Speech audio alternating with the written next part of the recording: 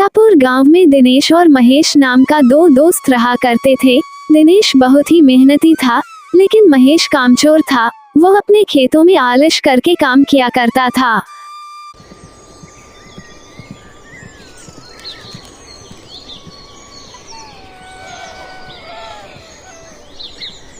अरे बेटा जरा रुको, मैंने सुना है इस साल तुम्हारी बहुत अच्छी फसल हुई है। हाँ काका, इस बार मेरी बहुत अच्छी फसल हुई है। फसल बेचने पर मुझे बहुत अच्छा मुनाफा होगा। बेटा तुम्हारे खेत में कुल कितनी बोरी फसल हुई है? काका 5 एकड़ जमीन पर कुल 150 बोरी हुई है। ठीक है काका, चलो अब मैं चलता हूँ, मुझे आज अनाज को बेचने के लिए जाना है। ऐसा कहकर रामू वहाँ से चला जाता है। तभी थोड़ी देर बाद महेश भी वहाँ से अपने खेतों की ओर जा रहा था। अरे महेश बेटा, कहाँ जा रहे हो? रुको जरा। काका, खेत में फसल की बोरियां आज सुबह जल्दी जाकर मैंने भर दी थी, अब उन्हीं को लेने जा रहा हूँ। महेश बेटा, तुम्हारे पास भी 5 एकड़ जमीन है ना, तो तुम्हारे खेत में इस बार कितनी फसल की बोरियां हुई है? हाँ काका, मेरे पास 5 एकड़ जमीन तो है और मेरी जमीन पर इस बार 1 एकड़ में 20 बोरियां हुई है, तो 5 एकड़ की 100 बोरियां हुई है। लेकिन क्यों महेश बेटा, तुम्हारे खेत में 100 बोरी की फसल ही क्यों हुई है? तुम्हें पता है ना, तुम्हारा दोस्त जो रामू है, उसके पास भी 5 एकड़ जमीन है। उसकी जमीन पर 150 बोरियों का अनाज हुआ है, जबकि जहां तुम दोनों के खेत है, उधर के इलाके की जमीन तो एक जैसी है। क्या कहा? मेरे दोस्त रामू के खेत में इस बार 150 बोरिया की फसल हुई है, लेकिन उसने तो मुझे बताया ही नहीं। ठीक है काका, चलो मैं चलता हूँ तो फिर।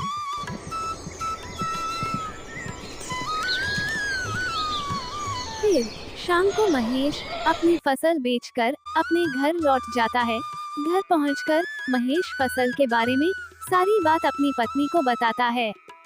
मुझे पता है आपको 50 बोरिया का नुकसान क्यों हुआ है, क्योंकि आप अपने दोस्त दिनेश की तरह मेहनत नहीं करते, इसलिए आपको 50 बोरियों का नुकसान हुआ है।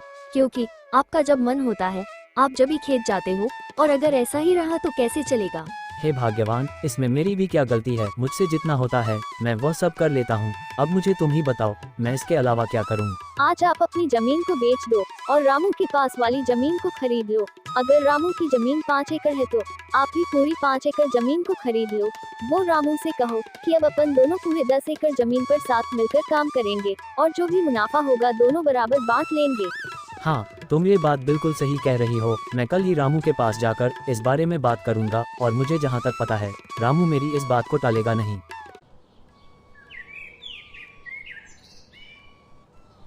फिर अगले दिन सुबह होने पर महेश अपने दोस्त दिनेश के यहाँ जाता है।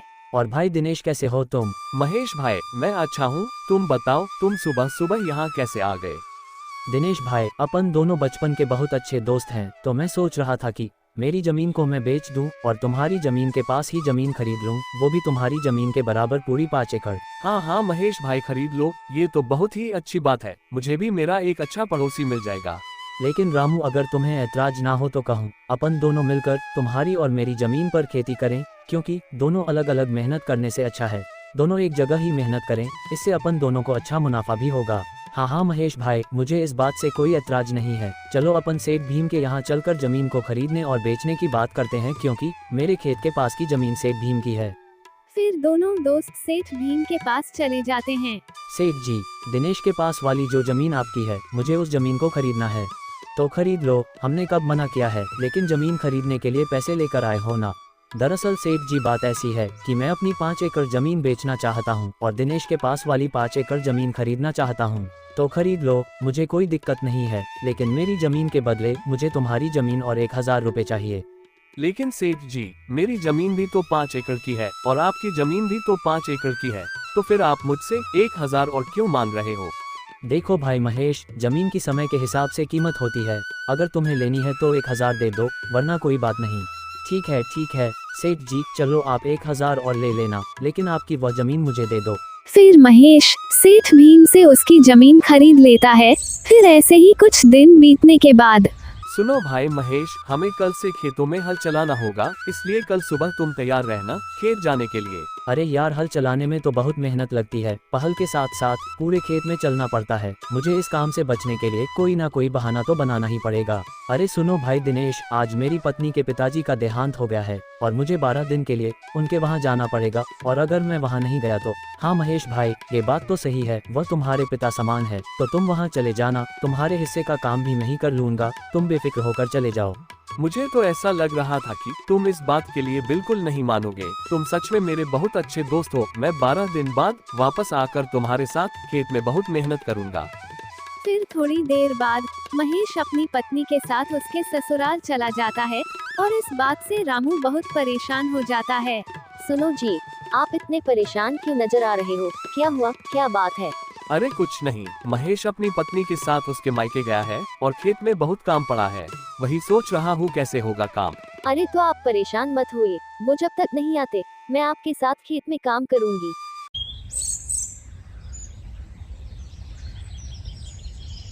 फिर अगले ही दिन से दिनेश अपनी पत्नी के साथ मिलकर खेतों में हल चलाने का काम शुरू कर देता है। फिर कुछ दिन बीतने के बाद दिनेश महेश के यहाँ जाता है। सुनो भाई महेश, बारिश के दिन चालू हो गए हैं और थोड़ी थोड़ी बारिश भी आने लगी है, तो मैं सोच रहा हूँ अपन दोनों मिलकर बारिश के पानी के जाने के लिए रास्ता बना दें। अगर अपन पानी के जाने के लिए रास्ता बना देंगे तो अपने खेत में बारिश का पानी एक जगह जमा नहीं होगा। अरे लेकिन दिनेश भाई, मुझे आज बहुत जरूरी काम है। अरे क्या हुआ महेश भाई, इस समय तुम्हें ऐसा कौन सा जरूरी काम आ गया? अरे हाँ, मैं तुम्हें बताना तो भूल ही गया था, मुझे तुम्हारी भाभी को लेकर शहर में डॉक्टर के यहाँ जाना है, क्योंकि 2-3 दिन से तुम्हारी भाभी की तबीयत बहुत खराब चल रही है। ठीक है महेश, तुम चले जाना, मैं यहाँ का सारा कामकाज देख लूँगा।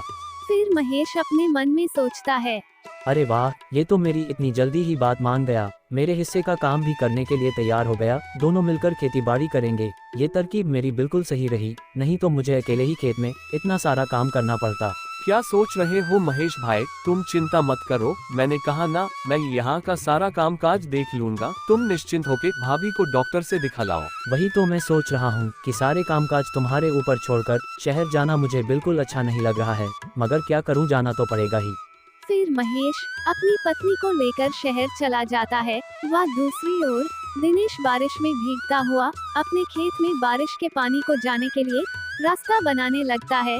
फिर रात होने पर, सुनो जी, मुझे ऐसा लगता है जब अपने खेत में कोई काम नहीं होता तो आपका दोस्त महेश घर पर ही रहता है, और जैसे ही आपको खेत में कोई काम होता है वह कोई ना कोई बहाना बना लेता है। मेरा शक बिल्कुल सही है, वो जानबूझकर बहाने बनाता है और शहर चला जाता है।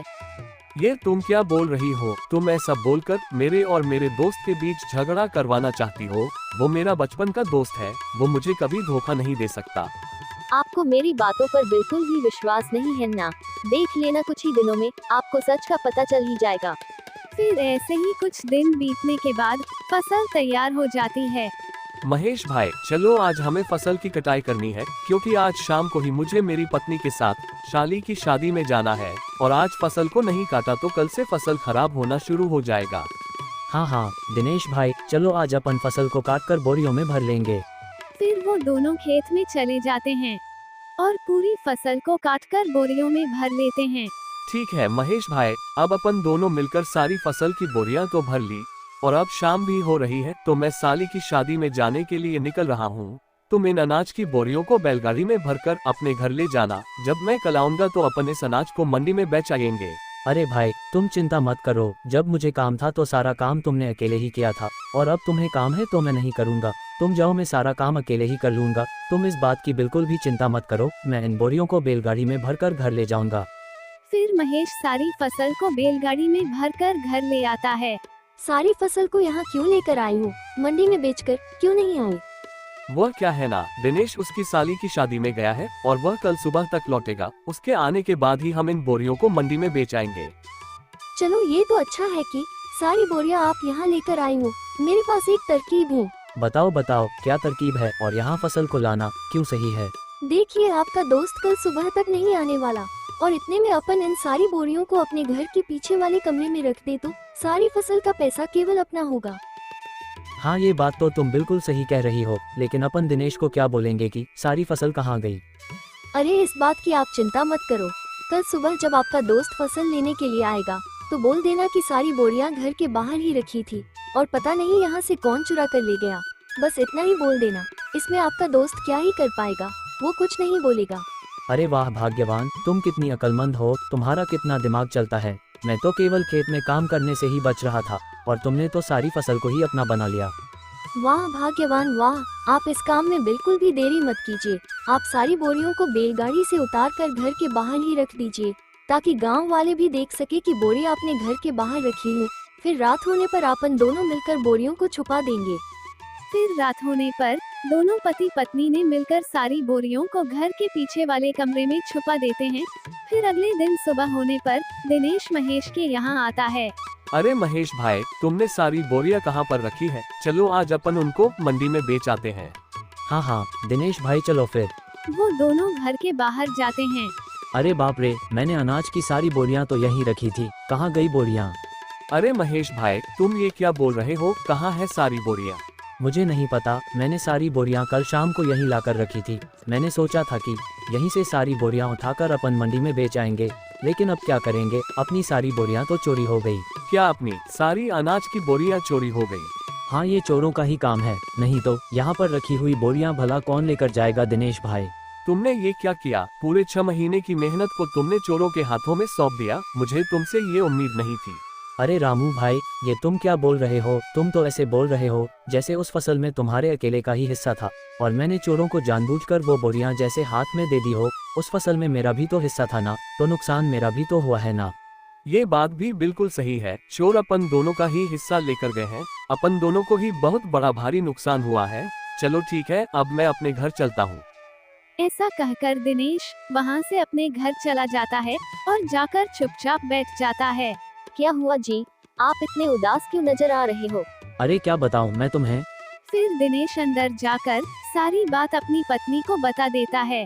अरे तो कोई बात नहीं, आप चिंता मत कीजिए, अभी खेत में काम करने के लिए काफी समय है। जब तक आप अपने घर के बाहर वाले आंगन में सब्जियां लगाकर उन्हें बेचने का काम चालू कर दो। हाँ तुम ये बात बिल्कुल सही कह रही हो। मैं तब तक ऐसे ही हाथ पे हाथ धरा बैठा रहूंगा तो बैठे रहने से कौन सा मुझे बैठे बैठे पैसा मिल जाएगा। फिर दिनेश सब्जियां लगाने के लिए अपने घर के बाहर के आंगन में खुदाई करने लगता है। तभी खुदाई करते करते उसे एक मटका दिखाई देता है। ये तो सोने चांदी से भरा हुआ मटका है। ये तो मेरा अच्छा भाग्य है। अगर मेरी फसल चोरी नहीं होती तो मैं कभी यहाँ सब्जियाँ नहीं लगाता, वो ना ही यहाँ जमीन पर खुदाई करता। अगर इसमें से एक सोने का सिक्का भी बेच दिया तो मेरी फसल के बराबर मुझे पैसे मिल जाएंगे। फिर दिनेश अंदर जाकर सारी बात अपनी पत्नी को बता देता है। ये सब भगवान की ही कृपा है, क्योंकि आप बहुत मेहनती इंसान हो। मेहनत का फल हमेशा मिलता ही मिलता है। और उधर दूसरी ओर सुनो जी, आज रात को आप इस फसल को मेरे भाई के यहाँ ले जाएंगे और रात में वहीं रुक जाएंगे। फिर कल सुबह इस फसल को शहर में ही बेच देंगे। हाँ हाँ तुम बिल्कुल सही कह रही हो, हम कल ऐसा ही करेंगे। फिर रात होने पर महेश और उसकी पत्नी दोनों उस कमरे में जाते हैं तो देखते हैं उनकी सारी फसल की बोरियां खराब हो चुकी है। अरे ये क्या हो गया, अपन ने इसको यहाँ छुपाने से पहले ये तो सोचा ही नहीं कि अगर फसल को थोड़ी भी हवा नहीं मिलेगी तो सारी फसल खराब हो जाएगी। ये सब तुम्हारी वजह से हुआ है। जो अपन को अपने हिस्से में मिलने वाला था अब तो वह भी नहीं मिलेगा। चला गया अब अपने हाथ से सब कुछ। अब क्या करेंगे अपन दोनों, हमारा सब बर्बाद हो गया। अब तो दोस्तों, हमें इस कहानी से यही सीख मिलती है कि हमें कभी भी किसी के साथ बुरा नहीं करना चाहिए, क्योंकि बुरा करने वालों के साथ बुरा ही होता है। और दिनेश बहुत ही मेहनती आदमी था, तो उसे उसकी मेहनत का फल मिल ही गया।